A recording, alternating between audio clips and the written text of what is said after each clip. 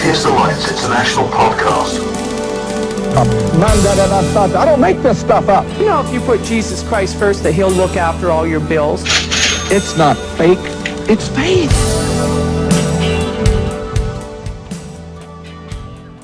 Muy buenas, estamos con Fernanda San Martín, la directora internacional de la Red Internacional de Parlamentarios por la Libertad de Religión y Creencias. Bienvenida al primer podcast en español de Atheist Alliance International, que es la Alianza Atea Internacional.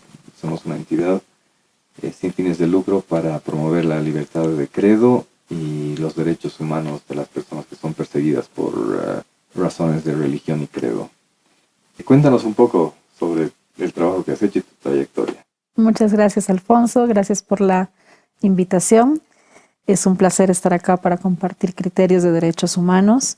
Evidentemente, el International Panel of Parliamentarians for Freedom of Religion or Belief, IPP4, que mencionaste, es una red de parlamentarios que trabajamos por la libertad de religión y creencias. Yo me estoy yendo ahora a dirigirla a Oslo. Esta red está compuesta por varios parlamentarios. Ahorita voy a entrar en lo que es la red, pero primero antes un poco contarles de cómo llego yo a IPP4. Yo he sido parlamentaria, he sido parte del steering group, del grupo directivo de esta institución el año 2020. Luego me encargué de toda la coordinación, planificación e implementación del proyecto en América Latina. Y ahora, pues hace muy poco, el 1 de mayo, he empezado este nuevo puesto de directora en Oslo para poder dirigir a nivel internacional. Mi trayectoria con derechos humanos en general empieza desde muy pequeña, casi desde el colegio, cuando tenía 14, 15 años, que empiezo con iniciativas de derechos para las mujeres, derechos sexuales y reproductivos. Y cuando ya entro en la Cámara de Diputados, he sido parte del comité, he dirigido el Comité de Derechos de Género de la Cámara de Diputados durante 3 años y he trabajado en varias iniciativas de derechos humanos a lo largo de mi carrera. Muchas gracias. ¿Qué fue a tus 14 años en lo que te impulsó? ¿Qué experiencias tuviste? ¿Qué vivencias tuviste con tus padres, en tu propio andar que te trajo a preocuparte por los derechos humanos? Bueno, primero como mujer uno se va dando cuenta de que el mundo había sido construido en clave masculina. Y cuando te das cuenta de que existe una serie de obstáculos para que las mujeres podamos expandirnos de igual manera que los hombres en las distintas áreas, ya sea económica, ya sea política, en la educación, uno empieza a dar cuenta, como decimos las que somos feministas como yo, nos ponemos los lentes púrpuras y empezamos a darnos cuenta de que hay unas estructuras profundamente patriarcales dentro de la sociedad que determinan muchas veces el recorrido, el futuro de las mujeres, ¿no? Los roles de género, por ejemplo, ¿no? Los roles de género en los cuales te decían muchas veces en colegios, no, hay ciertas cosas que son para niñas, otras son para niños. Todo eso me hizo cuestionarme desde muy pequeña y yo he estado en colegio católico. Entonces, en una estructura que infelizmente la Iglesia Católica, al menos en ese momento que yo lo he vivido, y creo que todavía tiene muchas cosas que adaptar al nuevo momento histórico, pues también, ¿no? Partía de esa misma concepción de sociedad muy patriarcal, muy machista, en la cual, por ejemplo, la educación sexual en los colegios era prácticamente inexistente. Entonces, mi primera militancia, digamos, de derechos humanos ha sido llevar a mi colegio educación sexual y reproductiva, que la hacíamos en lo que llamábamos la Escuela de Líderes, que ya existía como tal, pero que yo le modifiqué un poco ahí para meter esta materia dentro del colegio. Entonces, de ahí es que surge esta inquietud de ver una sociedad y un mundo que efectivamente pues no es lo mismo si eres una mujer negra que vive en Latinoamérica o que eres un hombre blanco viviendo en el occidente, ¿no? No, hay asimetrías muy profundas. Y con la religión misma, al principio yo tenía cierta aversión y cierto choque, ¿no? Porque yo trabajaba con derechos de las mujeres y decía, pero pucha, es que las religiones, lo que uno no encuentra es justamente eso, ¿no? Esa apertura. Sin embargo, cuando encontré la red, fue muy interesante porque yo pude ver cómo se podía trabajar desde la libertad religiosa en concomitancia con los derechos de las mujeres y con otros derechos humanos, porque finalmente además el Sistema Internacional de Derechos Humanos establece en la Declaración de Viena, en el artículo 5, que los derechos son interdependientes, es decir, todos los derechos tienen que avanzar, los derechos humanos, de la misma manera, y no puede uno ser el pretexto para violar otro derecho humano.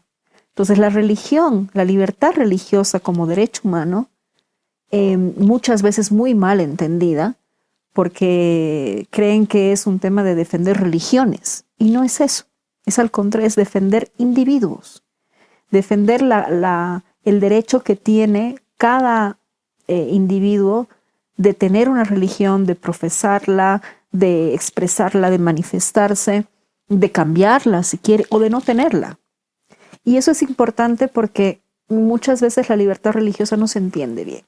Y no lo entiende bien no solamente el común de la gente que está en la sociedad, sino a veces gente muy especializada y parlamentarios, por ejemplo. Nosotros trabajamos con parlamentarios que deberían entender muy bien qué implica la libertad religiosa, los alcances, y no entienden, ¿no? Entonces yo en esta red he encontrado justamente ese lugar desde donde se trabaja desde el enfoque de derechos humanos, desde el enfoque de poder avanzar la libertad religiosa, profundizarla en todas partes y para todos. Muchas gracias. Lo que se me viene a la mente es un poco, por mi propia experiencia en conversaciones y debates de género religioso, si nos puedes dar alguna experiencia que has tenido y cómo manejas los conflictos. Si alguien te dice, yo tengo mis principios y mis valores, ya sea cristianos, musulmanes, cual sea su práctica espiritual, como tú dices, vienen en conflicto muchas veces con alguien que puede haber crecido en un entorno parecido, pero que por su propia experiencia cambia un poco. No sé si has tenido alguna experiencia en la que has tenido que conciliar o defender el derecho de alguien que no quería seguir o cuyos derechos hayan sido vulnerados. Siempre cuando hablamos de libertad religiosa y en general de derechos humanos siempre hay conflicto, ¿no? Infelizmente a veces nos cuesta como seres humanos el entender dónde empiezan nuestros derechos y dónde empieza el derecho de los demás. Yo creo que lo más importante es siempre el diálogo, ¿no? Y un diálogo franco, un diálogo abierto que permita entender, ¿no? Entender las realidades y contextos de cada persona y de cada sociedad. Sin embargo, hay una cosa que siempre tiene que primar, es el enfoque de derechos humanos. Y dentro del enfoque de derechos humanos, como decía hace un momento, no se puede utilizar, por ejemplo, el derecho cultural, el derecho a la cultura, como un arma para negar una libertad religiosa, o al revés, ¿no? Pensando, por ejemplo, en la mutilación genital femenina. Muchos países no han firmado el CEDAW, la Convención de Eliminación de toda forma de discriminación contra las mujeres, justamente porque iba en contra y aducían un elemento cultural. Y obviamente el derecho cultural también está protegido, es parte del sistema internacional de derechos humanos. Pero ahí está mal entendido, porque no se puede utilizar un derecho como base, fundamento, para causar daño a alguien. Y obviamente en el caso, por ejemplo, de la mutilación genital femenina es absolutamente evidente que se está causando un daño físico a una mujer, a una niña. Entonces, a la luz del sistema internacional de derechos humanos, y vuelvo a recalcar, es algo muy importante, que se protegen a los individuos. Y ahí uno, obviamente, hay derechos que pueden entrar en conflicto y se tiene que hacer y hacen una valoración en las instancias jurisdiccionales correspondientes. Hay también una jurisprudencia muy grande al respecto en derechos internacionales, en derecho internacional de los derechos humanos, y también hay muchas recomendaciones e informes de la Relatoría Especial de Derechos Humanos, de Naciones Unidas para la Libertad de Religión y Creencias, para poder entender cuál es el alcance de esta libertad. Y como digo, como protege a seres humanos, a individuos, no protege a religiones, es también muy válido, y traigo ahí un ejemplo que a mí me ha marcado mucho en un evento en Ginebra, en Naciones Unidas.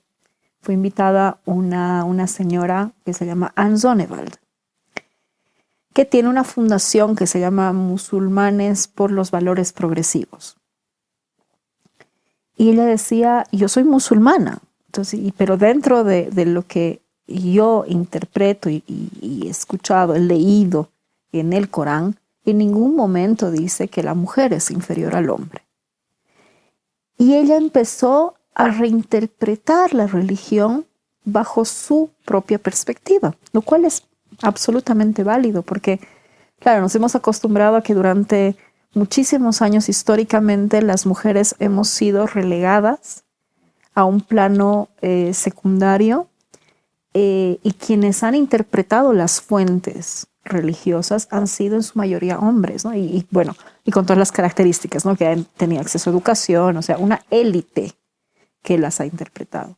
Cuando ella empieza a interpretarla bajo su propia dimensión de mujer, de una mirada diferente, de un momento histórico distinto, entonces empezó, y muy válidamente, y está protegida por la legislación de derechos humanos internacional, de poder hacerlo. Bueno, ya más allá de que haya tenido luego persecuciones y demás, ese es el contraefecto que a veces puede ocurrir. Pero ella tiene una protección jurídica porque obviamente es parte de eso. Las religiones son dinámicas, ¿no? Claro. Es loable en las discusiones que yo manejo en Clubhouse, que es la red social donde yo me manejo más. Sigo ese camino, trato de no decirle a la gente que deje de creer. Mucha gente que tiene estos debates crea un rechazo tajante hacia la religión, y la realidad, creo que coincidimos, es que las creencias y el camino espiritual que muchas personas llevan es también enriquecedor y les favorece. Entonces me parece muy loable la idea de interpretarle y hacerlo de uno mismo, traerlo a su propia cultura, a cómo cada uno practica. Algo que me puse a pensar, he escuchado mucho sobre la mutilación genital femenina en África, en los países árabes, y sin ir más lejos, hay problemas incluso en la comunidad judía. Yo tengo un amigo muy cercano que vive en Canadá, que lo conocí a través de estas redes sociales, y el debate en Estados Unidos y en las comunidades judías, hebreas, es muy fuerte en cuanto incluso a la circuncisión. porque en Estados Unidos se ha vuelto un tema de salud. Muchos médicos lo promueven como si fuera algo que les va a traer, les va a mejorar la salud, y este amigo mío hace mucho activismo para que se respete el derecho de un niño y que él pueda decidir cuando lo haga, pero es tan difícil navegar esta realidad en la que toda una cultura ha crecido modificándose. Hay culturas en las que se hacen modificaciones corporales extremas. Entonces eso me viene un poco a la mente. Te quería preguntar un poquito, si podemos traer el tema un poco más a Bolivia y a Sudamérica. ¿Qué momentos o qué situaciones has tenido que lidiar, y ya en nuestro contexto, en lo que es nuestra ciudad? La Iglesia Católica es muy, muy fuerte, y hemos tenido últimamente noticias de acoso, que es uno de los temas más contundentes hoy en día. Si nos puedes contar algo un poco de qué es lo que sucede en el medio en el que nosotros estamos ahora. Bueno, en Latinoamérica en general, por tener justamente raíces en su mayoría católicas, con unas amplias mayorías católicas, muchas veces se relega los derechos de las minorías, ¿no? Porque son minorías que son realmente,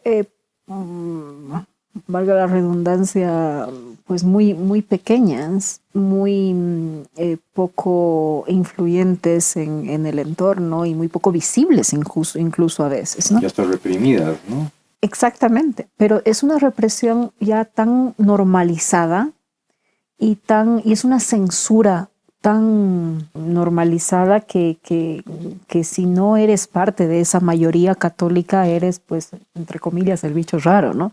El que no encaja, o la que no encaja en lo común. Y eso es una de las cosas que justamente mediante este enfoque de derechos humanos es primordial, es el garantizar que las minorías pues tengan los mismos derechos y tengan este derecho a la libertad religiosa de creencias. Que yo pueda ser budista y no me miren feo, y que no me excluyan, o simplemente que no crea en nada y tenga todo el derecho de no creer en nada. O yaquiri, o médico tradicional. O que tenga creencias indígenas específicas, que ha pasado mucho durante muchos años, que con cierta visión de algunas iglesias cristianas, lo englobo todo, ¿no? No solamente católicas, sino cristianas en general, se ha ido presionando a pueblos indígenas para cambiar sus creencias, ¿no? Los pueblos indígenas han tenido ahí una sabiduría de encontrar cómo darle la vuelta, ¿no? En lo práctico, y encontrar ese sincretismo cultural que han generado a partir de ese mecanismo, creo yo, de defensa. Y además eso, por ejemplo, nosotros en la red tenemos un grupo de parlamentarios indígenas de Latinoamérica que están trabajando en la libertad de religión y creencias, en la intersección con los derechos indígenas y el tema del medio ambiente. ¿Por qué? Porque, ¿qué ocurre? El modelo extractivista de un Estado hace que lo primero hacia donde se va para generar recursos, y estos son los recursos naturales, en tierras indígenas. Hay muchos casos de proyectos extractivistas que han sido implementados y son implementados en territorio indígena, sin consulta previa, sin absolutamente ningún mecanismo de garantía para los pueblos indígenas de sus propios derechos. ¿Y qué pasa? No es solamente un tema medioambiental, lo es, pero no solo medioambiental. Es también de libertad religiosa, porque esos lugares son lugares sagrados y constituyen la base de su religiosidad. Entonces, ha habido una presión muy grande, tanto de este tipo de proyectos como de estas iglesias mayoritariamente cristianas, de querer un poco presionar para que los pueblos indígenas dejen sus propias creencias. Eso es uno de los problemas que tenemos en Latinoamérica. Has mencionado el tema de los abusos sexuales a niños en colegios católicos y que es imposible hablar de libertad religiosa en este momento y no tocarlo. Primero, yo creo que siempre la empatía, la solidaridad debe ser con una víctima de abuso sexual, más aún si es un menor. Yo parto siempre primero solidarizándome con esas víctimas, que no han sido pocas y que han sido durante años de un abuso sexual hacia menores por parte de muchos curas, no solamente en Bolivia, en Latinoamérica, también en Europa, que en este caso en Bolivia se está empezando a hablar, se está empezando a destapar y muchos dicen, no, pero no politicemos el tema porque esto no están yendo en contra de la Iglesia Católica. Y no es así. Yo creo que hay que poner las cosas en su justa medida. Y si hay encubrimiento, si hay delitos que han sido realizados, primero tiene que haber una comisión de la verdad.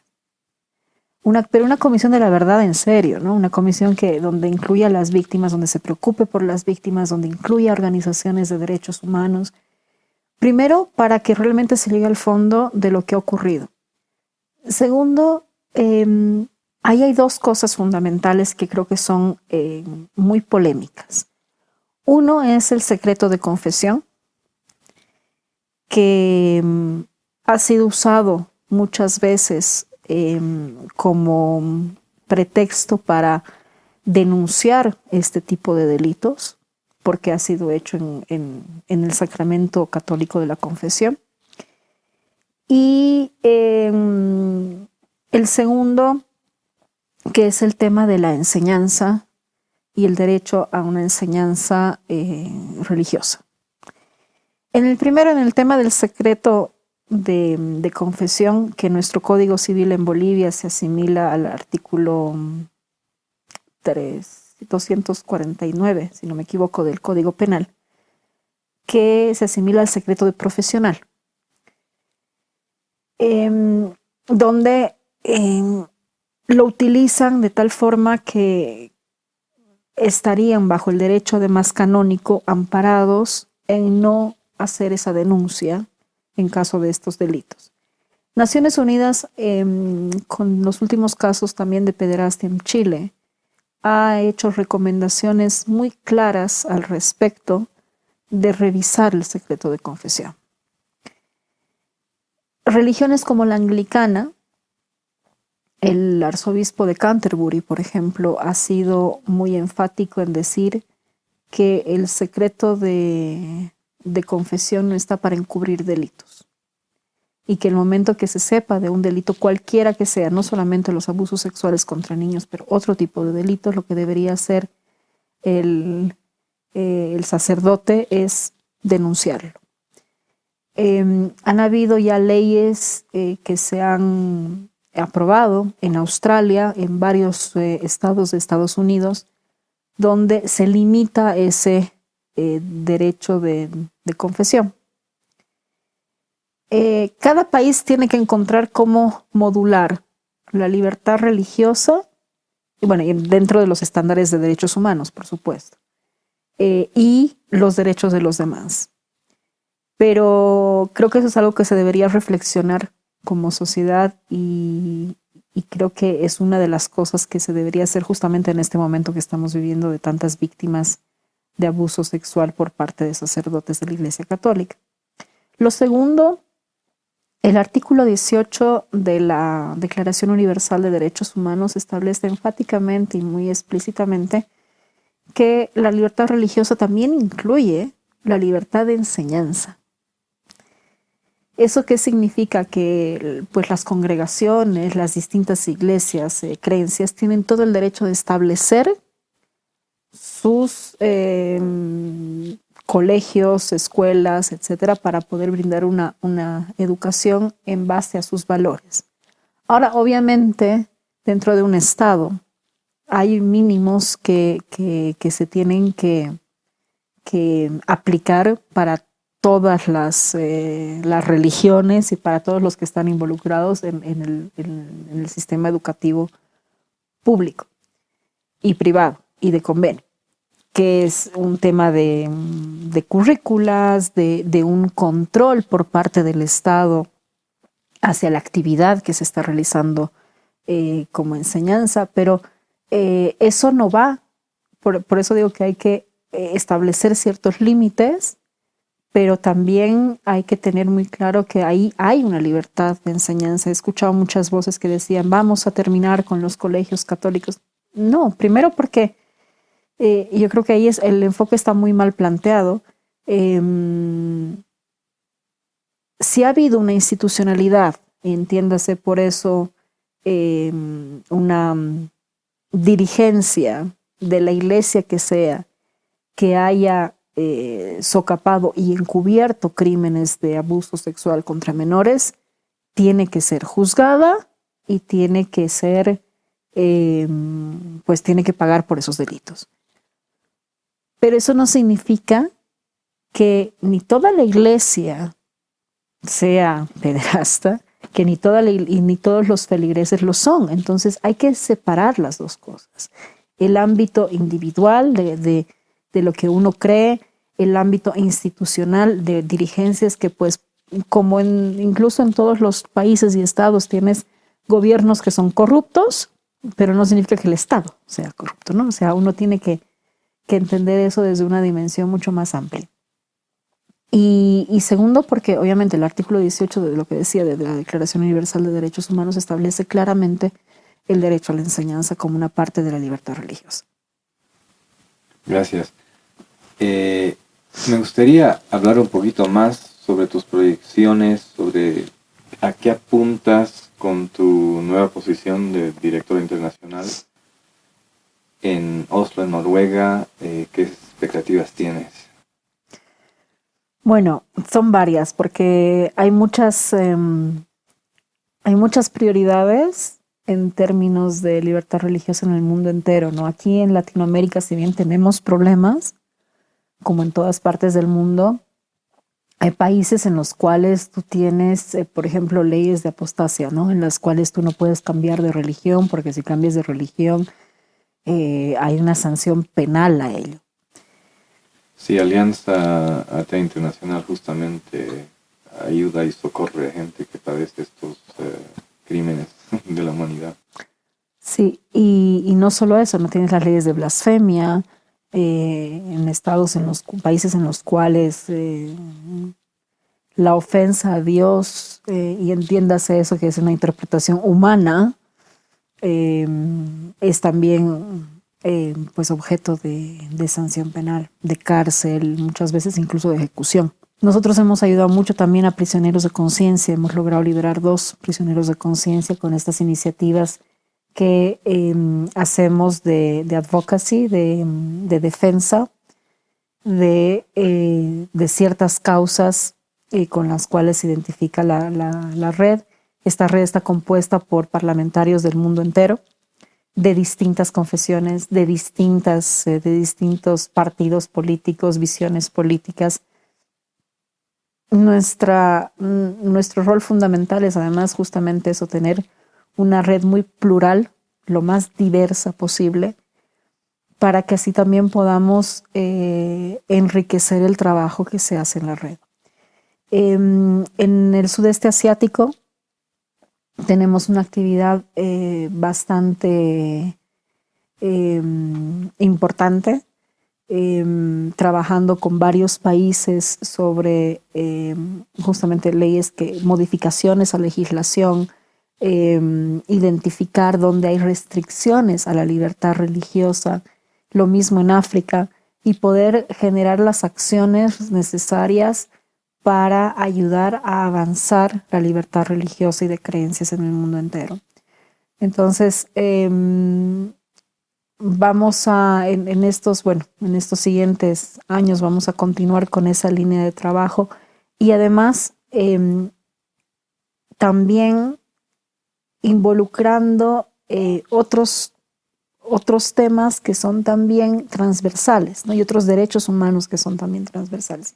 Por ejemplo, hemos tenido nuestra última conferencia en Nairobi, nuestra conferencia mundial que la hacemos cada 2 años, y hemos tratado el tema de la libertad religiosa y los objetivos de desarrollo sostenible de Naciones Unidas. Entonces, hay mucho trabajo que se puede hacer en intersección de estas 2 áreas que ayuda a avanzar la agenda de desarrollo sostenible y ayuda a avanzar la libertad de religión y creencias. ¿No? Hemos trabajado sobre educación, sobre salud, sobre género, y creo que para los próximos años eso va a ser importante para seguir profundizando y ayudando a toda nuestra red de parlamentarios que se involucren en todos los temas en sus países y también en otros países. Muchos de nuestros parlamentarios van a otros países a hacer misiones de observación donde pueda haber una potencial amenaza a la libertad religiosa o de creencias o donde ya haya una vulneración de esta, y generamos las acciones necesarias para coadyuvar en el avance de la libertad religiosa. Bueno, con eso terminamos la charla. Muchas gracias, Fernanda. Espero que Atheist Alliance International y IPP4 podamos colaborar en el futuro y hacer un poco más de contacto. Sí, gracias. Si tienes algo más que quieras compartir, alguna inquietud. Muchísimas gracias, y así espero que ambas instituciones podamos crear sinergias, porque de eso se trata, ¿no? Los que trabajamos en derechos humanos tenemos que unirnos por la misma causa que estamos enarbolando, y creo que hay muchas cosas que podremos hacer a futuro. Ha sido un gusto compartir con ustedes y con toda tu audiencia. Muchas gracias. Vamos a poner los vínculos con las organizaciones y cualquier información que sea relevante en la descripción del video. Y muchas gracias de nuevo. Gracias a ti.